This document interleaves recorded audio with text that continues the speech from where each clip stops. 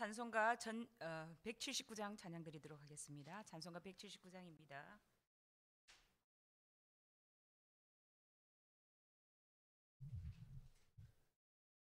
찬송가 179장입니다.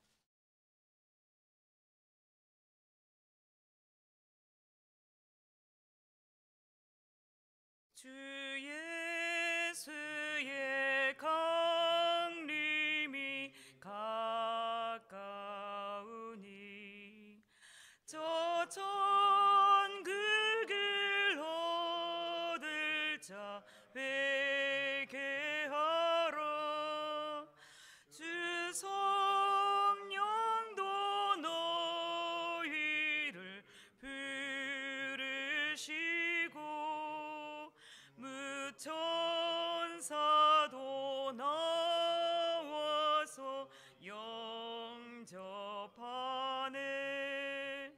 주 예수님 너희를 찾으시니 외심을 하면서 오지 않나. 온 세상 죄 담당한 어린 양은 죄 많은 자 불러서 구원하네. 이 세상이 즐기는 재물로는 내 근심과 고초를 못 면하리. 또 숨질 때 위로를 못 얻으며 저 천국에 갈 길도 못 찾으리. 내 아버지 주시는 생명 양식 다 배불리 먹고서 영생하라. 고드심을 버리고 주께 오면 그 한없는 자비를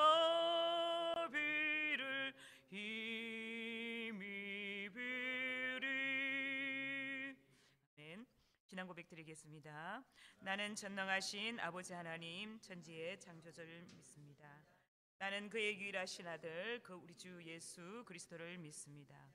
그는 성령으로 잉태되어 동정녀 마리아에게서 나시고 본디오 빌라도에게 고난을 받아 십자가에 못 박혀 죽으시고 장사된 지 사흘 만에 죽은 자 가운데서 다시 살아나셨으며 하늘에 오르시어 전능하신 아버지 하나님 우편에 앉아 계시다가 거기로부터 살아있는 자와 죽은 자를 심판하러 오십니다. 나는 성령을 믿으며 거룩한 공교회와 성도의 교제와 죄를 용서받는 것과 몸의 부활과 영생을 믿습니다. 아멘. 오늘 하나님의 말씀은 누가복음 12장 49절에서 59절 말씀입니다. 신약성경 116쪽입니다.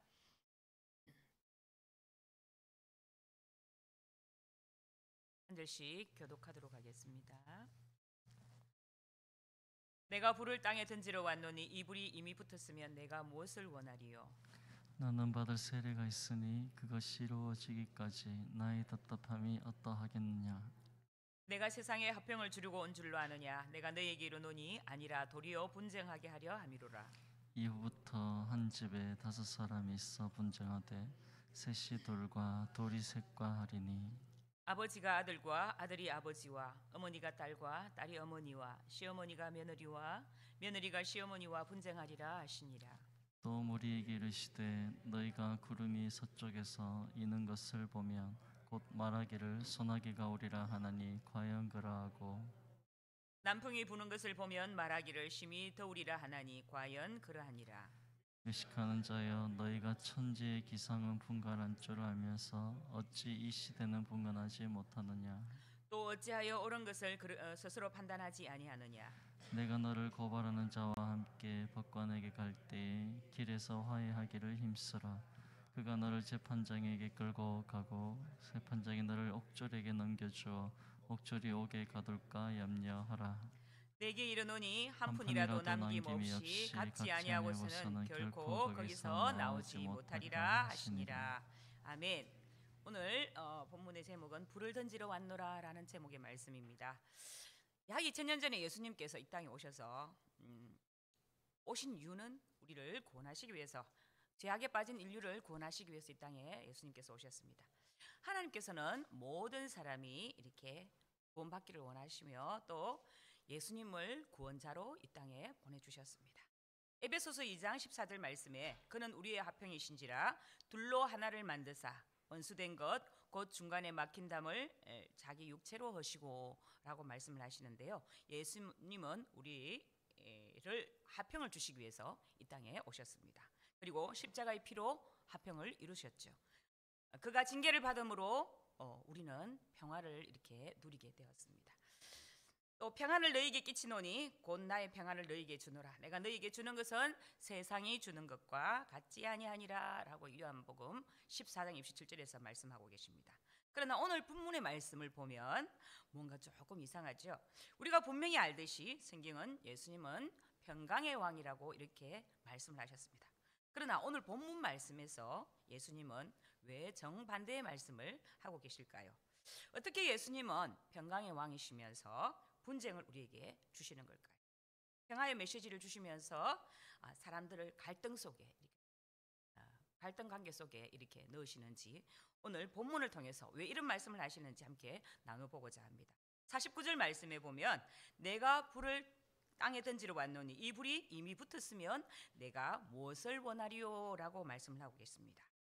예수님이 이 땅에 불을 던지러 왔다는 것은 어떤 경우에는 심판의 말씀이고 또 어떤 경우는 구원의 의미를 말씀합니다. 49절 말씀은 예수님의 심판과 구원의 이중적인 말씀이 들어있는 말씀이죠.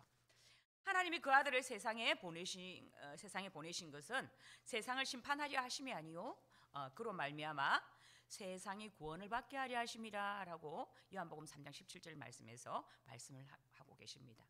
예수님이 이 땅에 오신 이유는 세상을 심판하기 위함이 아니라 구원하기 위함이라고 이렇게 말씀을 하시는데요.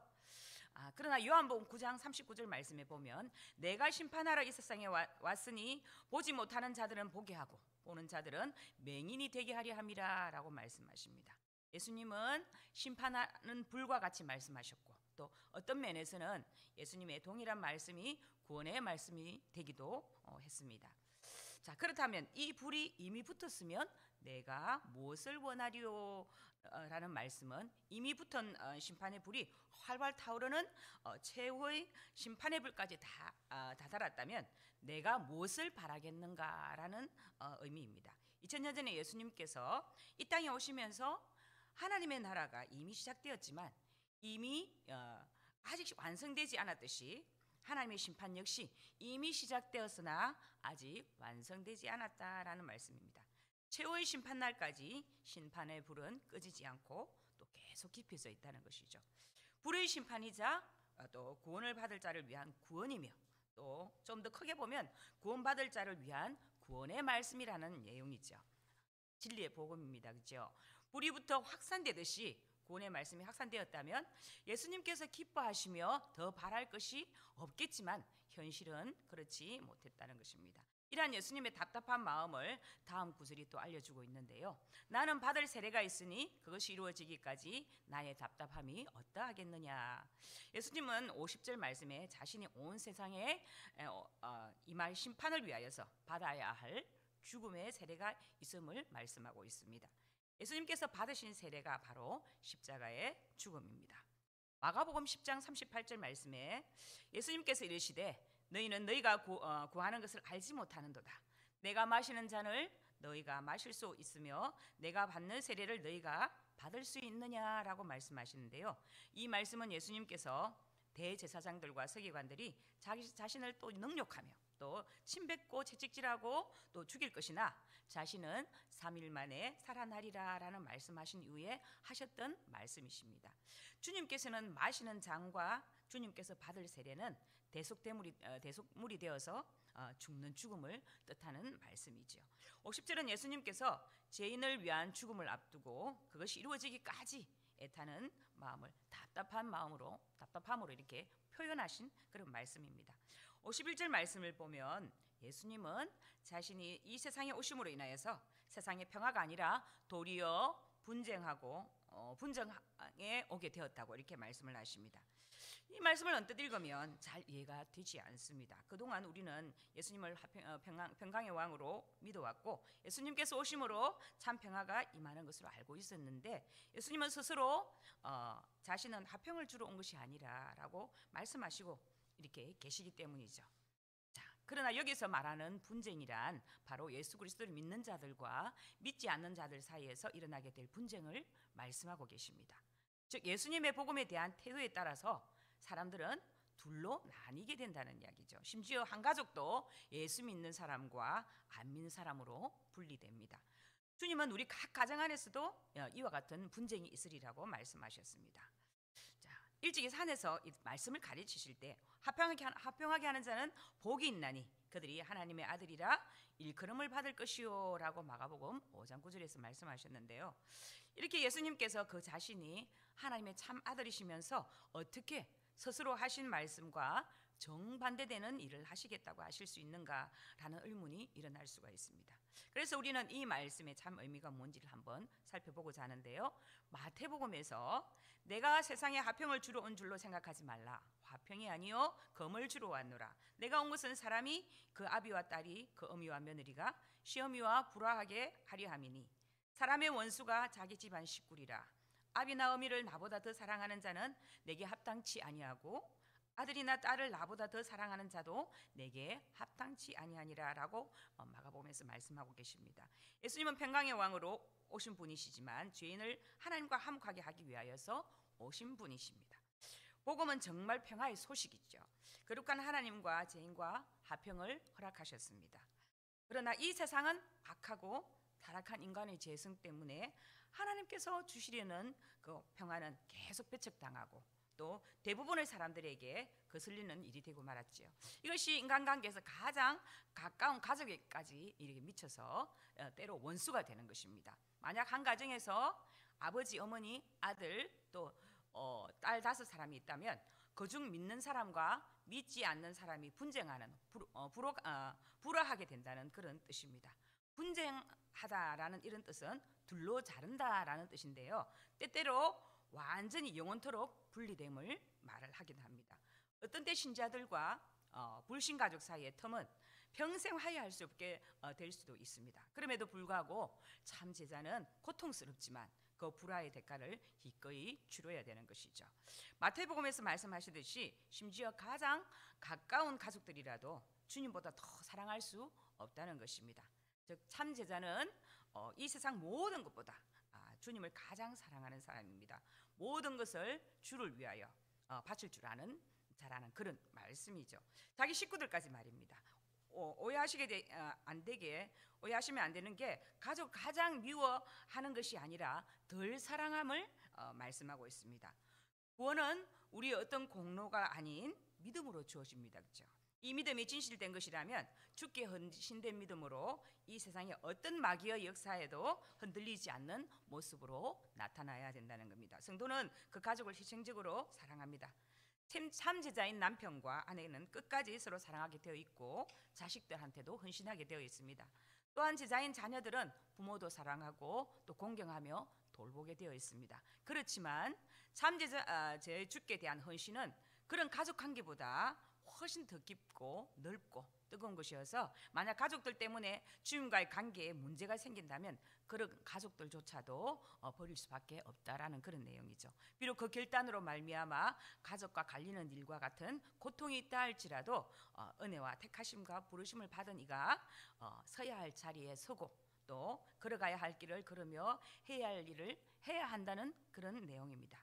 자, 이어서 예수님은 마지막 때를 분별치 못하고 옳은 일을 할 기회를 놓치는 자들에 대한 경고의 말씀을 합니다. 54절부터 56절 말씀을 보면 당시 팔레스타인 사람들이 날씨를 예고하는 징조를 알고 있음을 빗대어 말씀하시는 말씀입니다.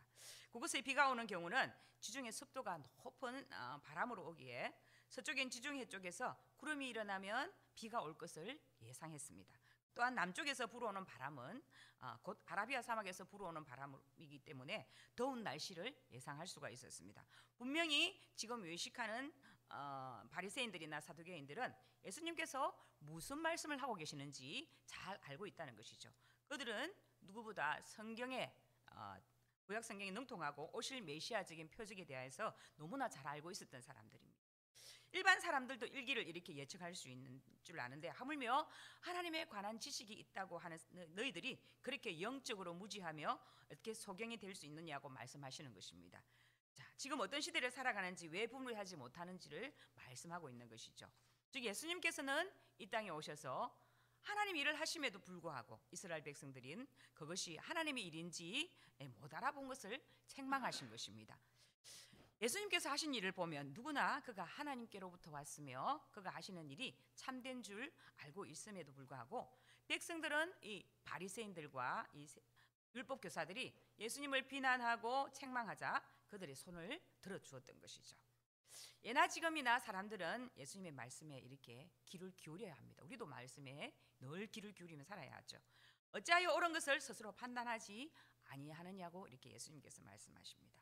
오늘날 많은 사람들이 자기 자신이 옳은 것을 스스로 판단하지 않고 또 무심코 대세를 따라가는 경향이 많이 있다는 것이죠. 왜 진리를 담고 있는 성경을 외면한 채 세속적 가치에 놓인 대세를 따라가고 있느냐는 것입니다. 우리는 오직 진리로 인도하는 성경 말씀에 집중하고 또 귀를 기울여야 합니다. 왜냐하면 불이 언제 이 땅에 올지 모르기 때문입니다. 예수님의 58절과 59절의 비유는 자신을 고발하는 자와 함께 법정에 서기 전에 화해를 하라는 내용인데요. 비유의 내용을 보면 피고인은 고발인에게 채무관계로 잘못을 한 것이 분명해 보입니다. 법정에 가기 전에 화해를 하지 못할 경우에는 빚을 다 갚기 전에는 결코 옥에서 나오지 못할 것이라는 그런 내용이죠.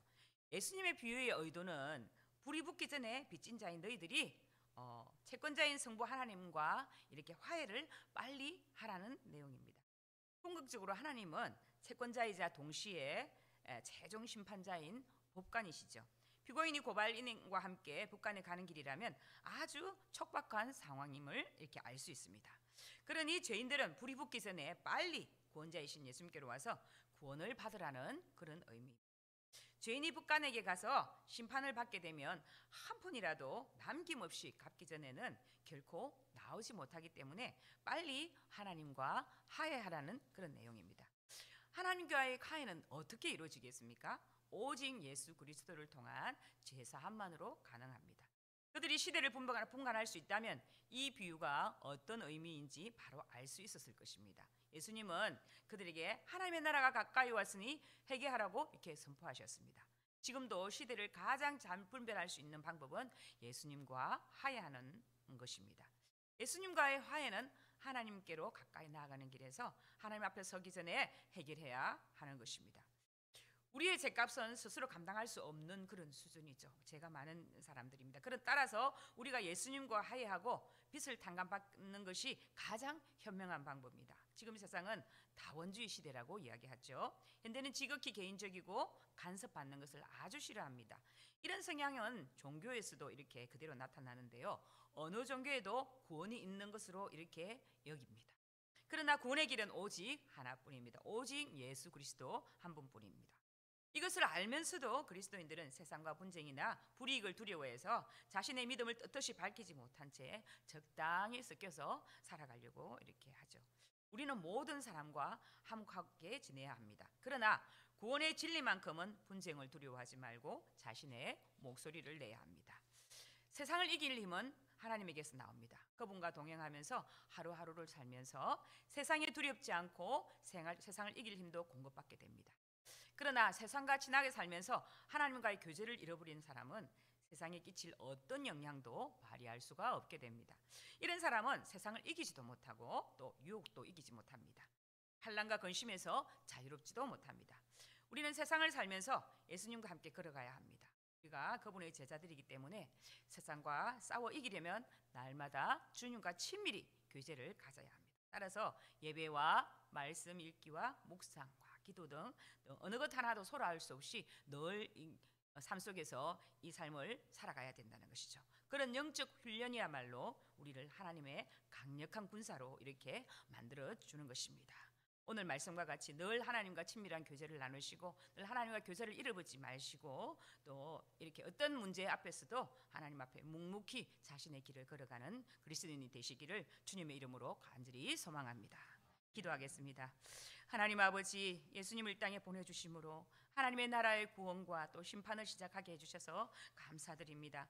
아직 완성되지 않은 하나님의 나라와 구원의 심판이 최후 심판 완성할 때까지 저희가 살아가는 곳에서 구원의 말씀의 불이 지펴지도록, 그리고 주님의 답답함이 해소되도록 주님의 도구가 될 수 있도록 인도하여 주시옵소서. 예수님께서 구원자로서 심판의 임박함을 알리고 있음을 이 세상 사람들이 깨닫게 하시고 옳은 것을 선지로 판단하는 자들이 되어서 그릇된 세상 풍조에 휘말리지 않고 하나님과 화해하게 하여 주시옵소서. 진리 되신 예수님만을 바라보고 예수님 안에서 예수님만의 구원의 길임을 널리 전파하게 하여 주시옵소서. 예수 그리스도 이름으로 기도드립니다. 아멘. 하늘에 계신 우리 아버지, 아버지의 이름을 거룩하게 하시며 아버지의 나라가 오게 하시며 아버지의 뜻이 하늘에서와 같이 땅에서도 이루어지게 하소서. 오늘 우리에게 일용할 양식을 주시고 우리가 우리에게 잘못한 사람을 용서하여 준 것 같이 우리 죄를 용서하여 주시고 우리를 시험에 빠지지 않게 하시고 악에서 구하소서. 나라와 권능과 영광이 영원히 아버지의 것입니다. 아멘. 오늘 기도 제목을 한번 같이 나누겠습니다. 성도들의 가정을 위해서 함께 기도 제목을 나누겠습니다. 2025년 가정마다 하나님의 은혜와 성령의 기름 부으심 있기 위해서 기도해 주시고, 성도들의 직장과 생업의 번창을 위해서 또 직장 속에서 그리스도인으로 승리하게 하도록, 또 한우들의 치유와 회복을 위해서 기도합니다. 요즘에 우리 아프신 분들이 좀 많이 있습니다. 또 병원에 입원하신 분도 있고요. 또 여러 가지 또 수술을 앞두고 있는 분도 있습니다. 그들 분들을 위해서 기도해 주시고, 우리 수요 예배 오늘도 주님께서 우리 성도들 춥고 날씨도 좋지 않지만 그래도 예배 사모하는 자리로 나와서 은혜 받고자 하는 사모함 있게 하시고, 또 전하는 말씀을 전하는 설교자에게도 은혜를 부어달라고 이렇게 기도해 주시고, 또 오늘 이루어지고 있는 우리 중보기도 모교전도 엘림행복학교, 또 우리 금요 찬양 기도를 위해서 기도해 주시고, 성경연구원 사역이 이제부터 시작되었습니다. 그 사역 가운데서 많은 성도들이 영혼의 갈급함이 해결될 수 있도록 위해서 기도해 주고, 성령의 바람같이 불같이 우리 삼성교회 가운데 크게 역사해달라고 주여 외치고 기도하겠습니다. 주여. 하나님 아버지, 오늘